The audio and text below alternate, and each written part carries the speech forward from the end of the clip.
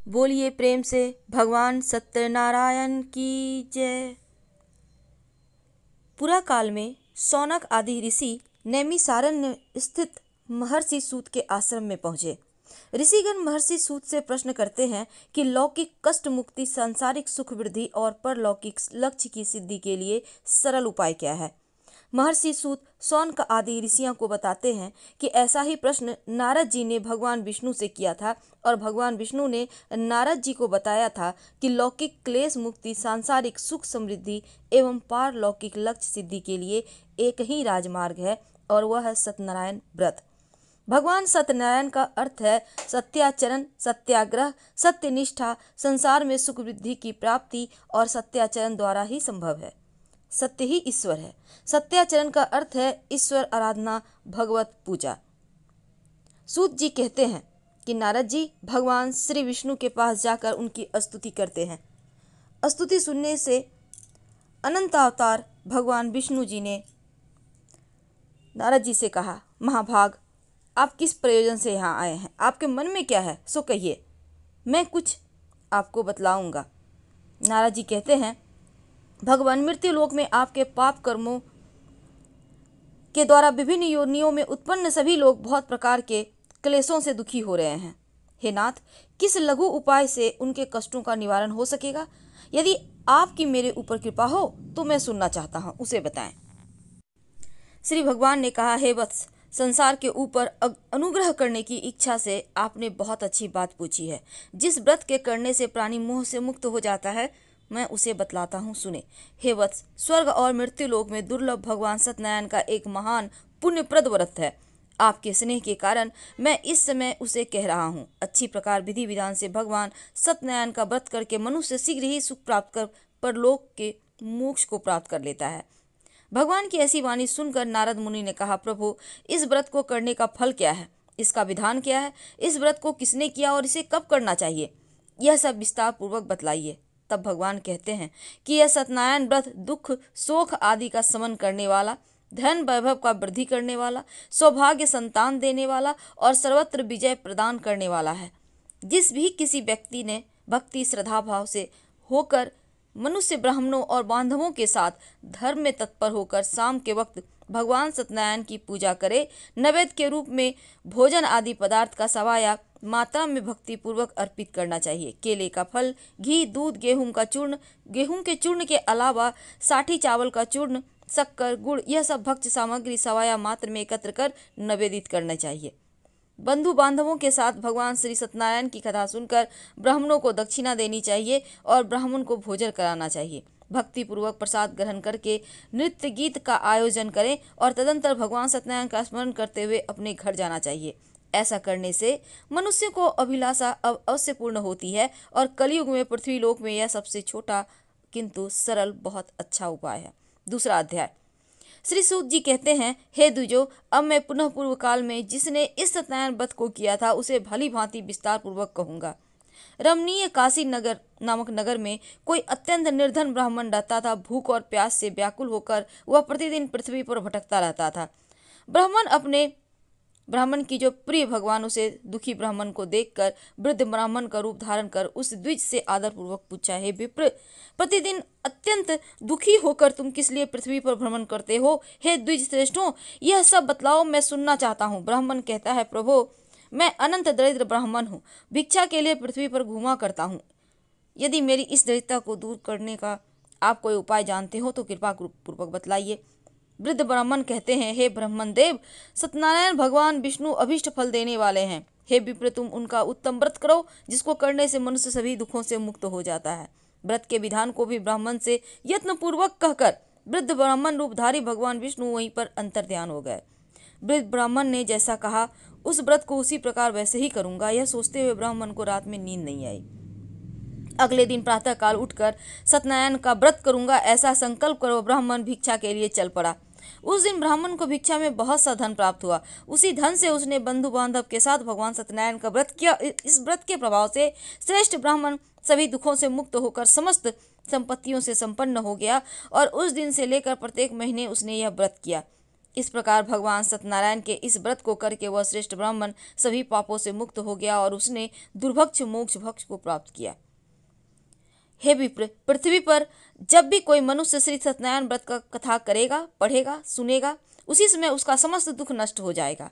हे ब्राह्मणों, इस प्रकार भगवान नारायण ने महात्मा नारद जी से जो कुछ कहा मैं आप सबको कह चुका, अब मैं क्या कहूँ। हे मुने, इस पृथ्वी पर उस ब्राह्मण से सुने हुए इस व्रत को किसने किया, हम सब सुनना चाहते हैं। उस व्रत पर हमारी श्रद्धा हो रही है। तब सूत जी कहते हैं, मुनियों, पृथ्वी पर जिसने यह व्रत किया उसे आप लोग सुने। एक बार वह द्विजश्रेष्ठ अपनी धन संपत्ति के अनुसार बंधु बांधव परिवारजनों के साथ व्रत करने के लिए उद्यत हुआ। इसी बीच एक लकड़हारा वहां आया और लकड़ी बाहर रखकर उस ब्राह्मण के घर गया। प्यास से व्याकुल उस ब्राह्मण का व्रत करता हुआ देखकर प्रणाम करके उनसे बोला, प्रभु, यह आप क्या कर रहे हैं? इसके करने से किस प्रकार की फल प्राप्ति होती है, विस्तार पूर्वक मुझसे कहिए। विप्र ने कहा, यह सत्यनारायण का भगवान का व्रत है जो सभी मनोरथों को प्रदान करने वाला है और उसी के प्रभाव से मुझे यह सब महान धन धान्य प्राप्त हुआ है। जल पीकर प्रसाद ग्रहण करके वह नगर चला गया। भगवान सत्यनारायण देव के लिए मन में ऐसा सोचने लगा कि आज लकड़ी बेचने से जो धन प्राप्त होगा उसी धन से भगवान सत्यनारायण का श्रेष्ठ व्रत करूंगा। इस प्रकार मन में चिंतन करता हुआ लकड़ी को मस्तक पर रखकर वह सुंदर नगर में गया जहाँ धन धान्य से संपन्न लोग रहते थे और उसने उस दिन लकड़ी का दुगुना मूल्य प्राप्त किया। इसके बाद प्रसन्न हृदय से वह पके हुए केले का फल, शर्करा, घी, दूध, गेहूं का चूर्ण सवाया मात्रा में लेकर घर आया। बंधु बांधव को बुलाकर विधि विधान से भगवान श्री सत्यनारायण का व्रत किया। उस व्रत के प्रभाव से धन पुत्र से संपन्न हो गया। इस लोक में अनेक सुख का उपभोग कर अनंतपुर में सत्यपुर अर्थात बैकुंठपुर चला गया। तीसरा अध्याय। श्री सुत जी कहते हैं, श्रेष्ठ मुनियों, अब मैं पुनः आगे की कथा कहूंगा, आप लोग सुने। प्राचीन काल में उल्का मुख नाम का एक राजा था। वह जितेंद्रिय, सत्यवादी, अत्यंत बुद्धिमान, वह विद्वान राजा प्रतिदिन देवालय जाता, ब्राह्मणों को धन देकर संतुष्ट करता और कमल के समान मुख वाली उसकी धर्मपत्नी शील, विनय, सौंदर्य आदि गुणों से संपन्न पति पारायण थी। राजा एक दिन अपनी धर्मपत्नी के साथ भद्रशिला नदी के तट पर श्री सत्यनारायण व्रत कर रहा था। उसी समय व्यापार के लिए अनेक प्रकार की पुष्कल धनराशि से संपन्न एक साधु नाम का बनिया वहां आया। भद्रशिला नदी के तट पर नाव को स्थापित कर वह राजा के समीप गया और राजा को उस व्रत में दीक्षित देखकर विनय पूर्वक पूछने लगा। साधु ने कहा, राजन, आप भक्ति युक्त चित्त से यह क्या कर रहे हैं? कृपा करके मुझे बतलाइए, मैं सुनना चाहता हूँ। तब राजा कहते हैं कि साधो, पुत्र आदि की प्राप्ति की कामना से अपने बंधु बांधव के साथ मैं अतुल तेज संपन्न भगवान विष्णु का पूजन और व्रत कर रहा हूँ। राजा की बात सुनकर साधु ने आनंद पूर्वक कहा, राजन, इस विषय में आप मुझे सब कुछ विस्तार से बतलाइए। आपके कथानुसार मैं व्रत और पूजन करूंगा। मुझे भी संतति नहीं है, इससे अवश्य ही संतति की प्राप्ति होगी। ऐसा विचार कर वह व्यापार से निवृत्त हो आनंद पूर्वक अपने घर आया। उसने अपनी भार्या से संतति प्रदान करने वाले इस सत्यव्रत को विस्तार पूर्वक बताया। जब मुझे संतति प्राप्त होगी तब मैं इस व्रत को करूंगा। इस प्रकार उस साधु ने अपनी भार्या लीलावती से कहा। एक दिन उसकी लीलावती नाम की सती साध्वी भार्या पति के साथ आनंद चित्त से ऋतुकालीन धर्माचरण में प्रवृत्त हुई और भगवान श्री सत्यनारायण की कृपा से उसकी वह भार्या गर्भिणी हुई। 10वें महीने में उसने कन्या रत्न की प्राप्ति हुई और वह शुक्ल पक्ष के चंद्रमा की भांति दिन प्रतिदिन बढ़ने लगी। उस कन्या का कलावती नाम रखा गया। इसके बाद एक दिन कलावती ने अपने स्वामी से मधुर वाणी में कहा, आप पूर्व में लीलावती ने कहा कि संकल्पित श्री सत्यनारायण व्रत को क्यों नहीं कर रहे हैं जो आपने कहा था कि मैं करूंगा। साधु बोला, विप्रे, इसके विवाह के समय व्रत करूंगा। इस प्रकार अपनी पत्नी को भली भांति आश्वस्त कर वह व्यापार करने लगा और एक बार वह व्यापार करने के लिए नगर की ओर गया। इधर कन्या कलावती पिता के घर में बढ़ने लगी। तदंतर धर्मज्ञ साधु ने नगर में सखियों के साथ क्रीड़ा करती हुई अपना कन्या को देखकर विवाह के योग्य देखकर मन में ये विचार किया कि विवाह के लिए श्रेष्ठ वर का अन्वेषण करना होगा। ऐसा कहकर वह दूत को शीघ्र ही भेज दिया। उसकी आज्ञा प्राप्त कर दूत कांचन नामक नगर में गया और वहां एक वणिक नाम का पुत्र ले आया। वणिक का उस साधु ने उस वणिक के पुत्र को सुंदर और गुणों से संपन्न देखकर अपनी जाति के लोगों और बंधु बांधवों के साथ संतुष्ट चित्त होकर विधि विधान से वणिक पुत्र के हाथ में कन्या का दान कर दिया। उसमें वह साधु बनिया दुर्भाग्यवश भगवान का यह उत्तम व्रत करना भूल गया। पूर्व संकल्प के अनुसार विवाह के समय में व्रत न करने के कारण भगवान उस पर रुष्ट हो गए हैं। कुछ समय के पश्चात वह अपने व्यापार कर्म में कुशल हुआ साधु बनिया काल की प्रेरणा से अपने दामाद के साथ व्यापार करने के लिए समुद्र के समीप स्थित रत्नासुर नामक सुंदर नगर को गया। श्री संपन्न दामाद के साथ वह व्यापार करने लगा। इसके बाद दोनों राजा चंद्र केतु के रमणीय नगर में गए। उसी समय भगवान श्री सत्यनारायण ने उसे भ्रष्ट प्रतिज्ञ देखकर इसे दारुण कठिन और महान दुख प्राप्त होगा यह श्राप दे दिया। एक दिन एक चोर राजा चंद्रकेतु के धन को चुराकर वहीं आया जहां दोनों वणिक स्थित थे और वह अपने पीछे दौड़ते हुए दूतों को देखकर भयचित्त होकर धन वहीं छोड़कर कहीं छिप गया। राजा के दूत वहां आ गए और वह साधु वणिक था वहां पर, और राजा के धन को देखकर उस दूत ने दोनों वणिक पुत्रों को बांध कर ले गया और हर्षपूर्वक दौड़ते हुए राजा से कहा, प्रभु हम 2 चोर पकड़ लाए हैं, इन्हें देखकर आप आज्ञा दें। राजा की आज्ञा से दोनों शीघ्र ही दृढ़तापूर्वक बांधकर बिना विचार किए महान कारागार में डाल दिए गए। भगवान सत्यदेव की माया से किसी ने उन दोनों की बात नहीं सुनी और राजा चंद्रकेतु ने उन दोनों का धन भी ले लिया। भगवान के श्राप से वणिक के घर में उसकी भार्या भी अत्यंत दुखित हो गई। उसके घर में सारा का सारा जो धन था वह चोर चुरा लिया और लीलावती शारीरिक मानसिक पीड़ाओं से युक्त भूख और प्यास से दुखी हो अन्न की चिंता से दर दर भटकने लगी। कलावती कन्या भी भोजन के लिए इधर उधर प्रतिदिन घूमने लगी। एक दिन भूख से पीड़ित कलावती एक ब्राह्मण के घर गई। वहां जाकर उसने श्री सत्यनारायण का व्रत पूजन को देखा और वहां बैठकर उसने कथा सुनी, वरदान मांगा। इसके बाद प्रसाद ग्रहण करके वह कुछ रात में घर ले आई। माता ने कलावती कन्या से प्रेम पूर्वक पूछा, पुत्री रात में तू कहाँ रुक गई थी, तुम्हारे मन में क्या है? कलावती कन्या ने तुरंत माता से कहा, माँ मैंने एक ब्राह्मण के घर में अपने मनोरथ को प्रदान करने वाला व्रत देखा है। कन्या की बात सुनकर वह वणिक की भार्या व्रत करने को उद्यत हुई और प्रसन्न मन से उस साध्वी ने बंधु बांधवों के साथ भगवान श्री सत्यनारायण का व्रत किया। इस प्रकार प्रार्थना की, भगवान आप हमारे पति जमाता के अपराध को क्षमा करें और दोनों अपने घर शीघ्र आ जाएं। इस व्रत के प्रभाव से भगवान सत्यनारायण पुनः संतुष्ट हो गए और उन्होंने नृपश्रेष्ठ चंद्रकेतु को स्वप्न दिखाया और स्वप्न में कहा, नृपश्रेष्ठ प्रातःकाल दोनों वणिकों को छोड़ दो और वह सारा धन भी दे दो जो तुमने उनसे समय पे उस समय लिया, अन्यथा राज धन पुत्र सहित तुम्हारा सर्वनाश कर दूंगा। राजा से स्वप्न में ऐसा कहकर भगवान सत्यनारायण अंतर्ध्यान हो गए और इसके बाद राजा अपने सभासदों के साथ सभा में बैठकर अपना स्वप्न लोगों को बताया और कहा कि दोनों बंदी वणिक पुत्रों को शीघ्र ही मुक्त कर दो।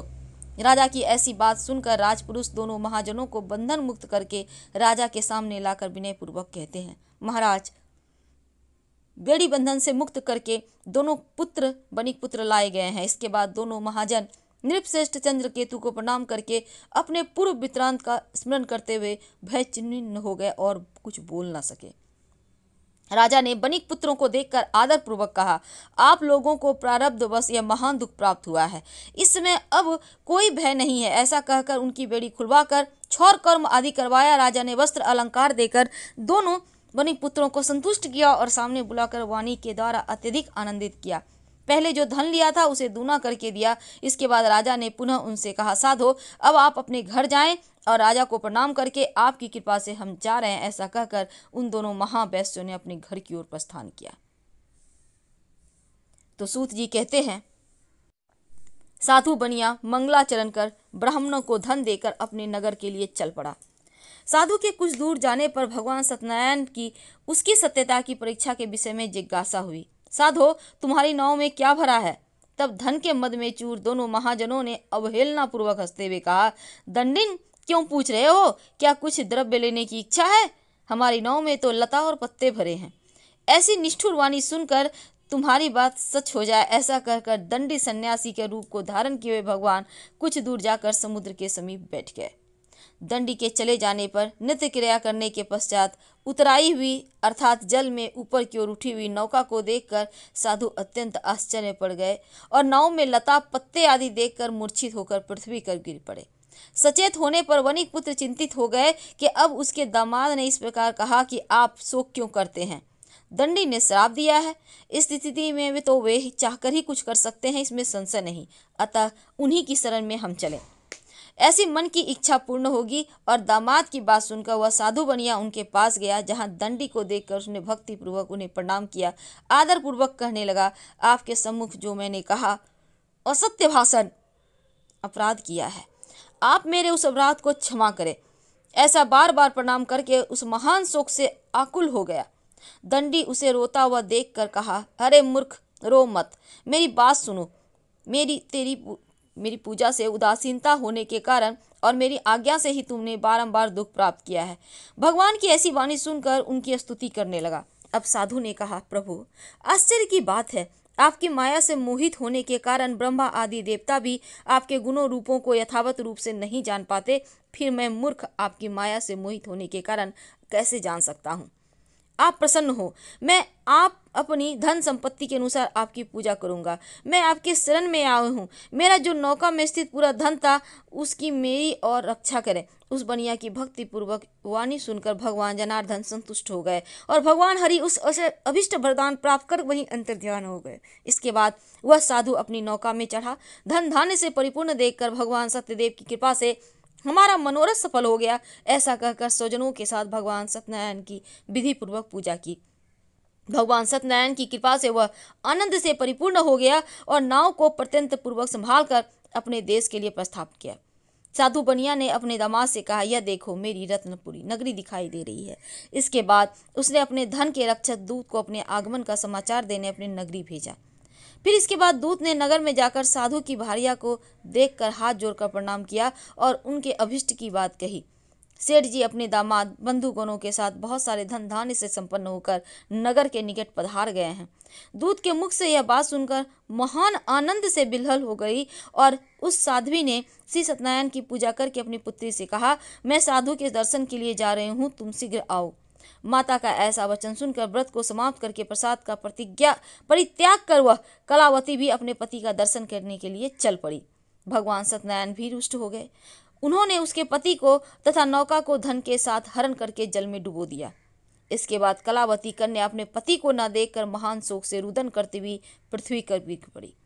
नाव का और दर्शन और कन्या को अत्यंत दुखी देखकर भयभीत मन से साधु बनिया ने सोचा, यह क्या हो गया। नाव का संचालन करने वाले भी सभी चिंतित हो गए और वह लीलावती की भी कन्या को देखकर बिलख उठे। अत्यंत दुख से विलाप करती हुई अपने पति से इस प्रकार बोली, अभी अभी नौका के साथ वह कैसे अक्षलिचित हो गए, यह जाने की देवता की उपेक्षा से वह नौका हरण कर ली गई। भगवान श्री सत्यनारायण का महात्म्य कौन जान सकता है। ऐसा कहकर वह स्वजनों के साथ विलाप करने लगी और कलावती कन्या को गोद में लेकर रोने लगी। कलावती कन्या भी अपने पति के नष्ट हो जाने पर दुखी हो गई और पति की पादुका लेकर अनुगमन करने के लिए उसने मन में निश्चय किया और कन्या के इस प्रकार आचरण को देखकर भार्या सहित वह धर्मज्ञ साधु बनिया अत्यंत शोक संतप्त हो गया और सोचने लगा, या तो भगवान सत्यनारायण ने यह अपहरण किया है अथवा हम सभी भगवान सत्यदेव की माया से मोहित हो गए हैं। अपने धन शक्ति के अनुसार मैं भगवान श्री सत्यनारायण का पूजा करूंगा। सभी को बुलाकर इस प्रकार कहने पर अपने मन की इच्छा प्रकट की और बारंबार भगवान सत्यदेव को दंडवत प्रणाम किया। इससे दिनों के परिपालक भगवान सत्यदेव प्रसन्न हो गए और भक्त वत्सल भगवान ने कृपा पूर्वक कहा कि तुम्हारी कन्या प्रसाद छोड़कर अपने पति को देखने चली आई, निश्चय ही इस कारण उसका पति अदृश्य हो गया। यदि घर जाकर प्रसाद ग्रहण करे तो पुनः आए तो फिर वो अपने पति को प्राप्त कर लेगी। तो साधु बनिया तुम्हारी पुत्री पति को प्राप्त करेगी, संशय नहीं है इसमें। कन्या कलावती भी आकाश मंडल से ऐसी वाणी सुनकर शीघ्र ही घर दौड़ी गई और प्रसाद ग्रहण किया। पुनः आकर स्वजनों और अपने पति को देखा। अब कलावती ने पति से कहा कि अब घर चलें, विलंब क्यों कर रहे हैं। कन्या की बात सुनकर वनिक पुत्र संतुष्ट हो गया और विधि विधान से भगवान सत्यनारायण की पूजन करके धन और बंधु बांधव के साथ अपने घर गया।